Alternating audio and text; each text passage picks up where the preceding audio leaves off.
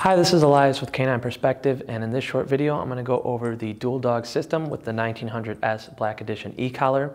So for this I'm going to come up to the camera just so that way everything is clearly visible. I'll start with the collars and the actual receiver itself. So here we can see that the way the collar closes, let me put this on the floor. The way the collar closes is just your standard buckle collar. Over here on the receiver are the metal contact points that are going to be providing the stimulation to the dog. Right next to it, we can see this little flap here. If we lift it up, there's where we are going to charge the receiver, and we can keep that closed just to keep water and dust out. Over here is the power button, and the way that we turn on the e-collar is I'm going to hold the power button down. This blue light's going to come up, and then we can let go. And every time we turn it on, that blue light's going to show up. Every time we turn it off, this red light's going to show up. So on, blue, and then off, red. That's not an indicator of the power. That's just letting us know if we're turning the receiver on or off. So here, I'm turning it back on, and then it's going to start flashing now that it's on.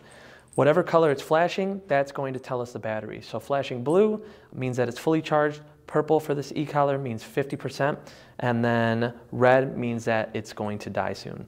So just keep that in mind as far as the battery indicator. Other than that, that's pretty much it for the collar itself. All the same things for this collar apply to the other collar. And here's where the kind of main part of everything is.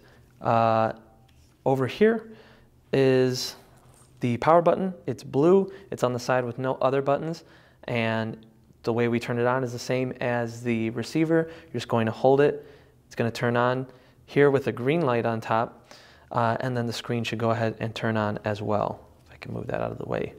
On the back here, you can see that it has another one of these flaps.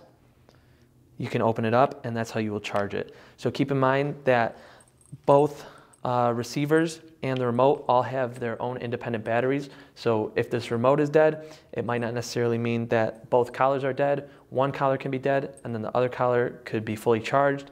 So just remember to charge everything when you're going to go ahead and charge it.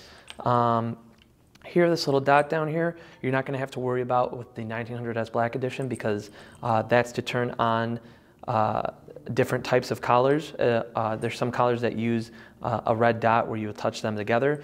These do not use that. These have their own independent power button, so we don't have to worry about that red dot right now. Over here on the front, we can see 3 sets of buttons as well as on the side, and they're labeled with different letters, so N, C, and P. Same thing over here, N, C, and P. And what those letters stand for are NIC, continuous, and pager. So there are 2 sets of these buttons for the 2 different collars. So these buttons have this N and this N are the same, this C and this C are the same, and then same for the pager buttons. Here, let me see which one I'm using. Okay, so right now we're on dog 1, and I just hit the pager function to check that. The pager function is just sending a vibration to the receiver, just the same as your phone vibrates or anything like that. We are not going to be using that for training, but something that it is useful for is checking if the e-collar is on, or checking what the power of the e-collar is as far as if it needs to be charged or not. So let's say you want to check if the e-collar is actually on. Maybe the contact is inconsistent, or maybe you're just unsure. You can go ahead and press the pager function, and if you're right there, you can grab the e-collar, feel it vibrate, you know it's on. Also, sometimes dogs will kind of do a little freak out with the vibrate of the e-collar, so that's technically another way that you could see if it's on, if your dog is kind of reacted to it. Also, if you hit the pager function, the indicator light on the receiver is going to turn on, and that's another easy way you can check the battery if you're not trying to wait until it flashes or anything. You can just press this, see what the light is, you're good to go. As far as the other buttons, the NIC function is mainly what we're going to be using for training. So it just sends a quick signal of stimulation to the e-collar.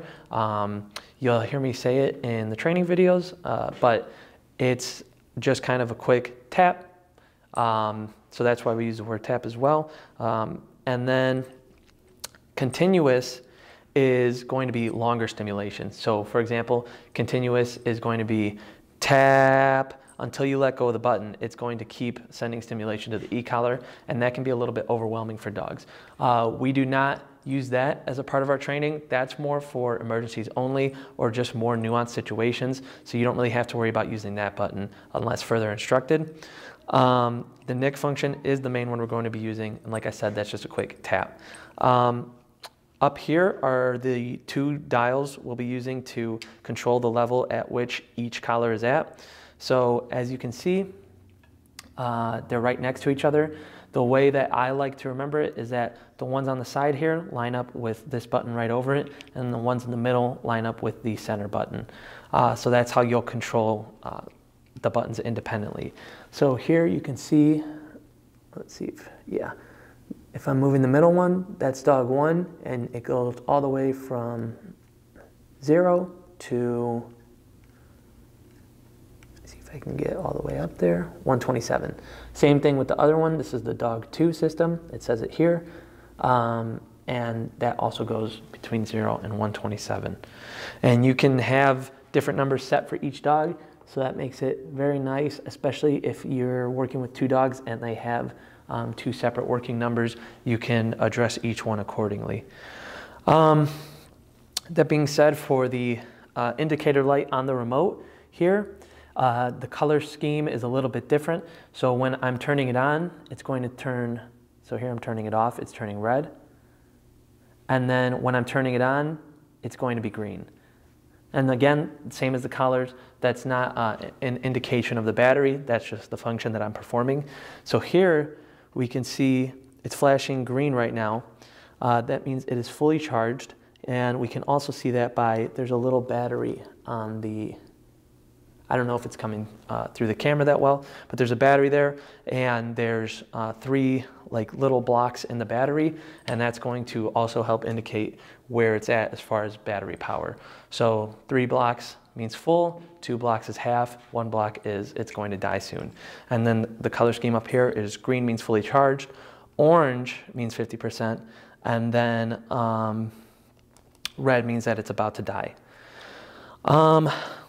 Other than that, the only other thing to keep in mind is that I don't think that you can activate the stimulation both at once. So if you need to send stimulation to both dogs, you're going to have to like alternate it. And I think that that's about it. But just quickly to demonstrate that it does work for both collars is this one is dog 2. There we go, see? And then you'll notice on the screen it also shows what you're doing. And then over here, dog 1. And there you go. So here you can see that 1 block of the battery went down, and now it's on orange. So that's pretty much it. Now we can go ahead and use the collars for training, now that we know how to use them. And that about covers everything.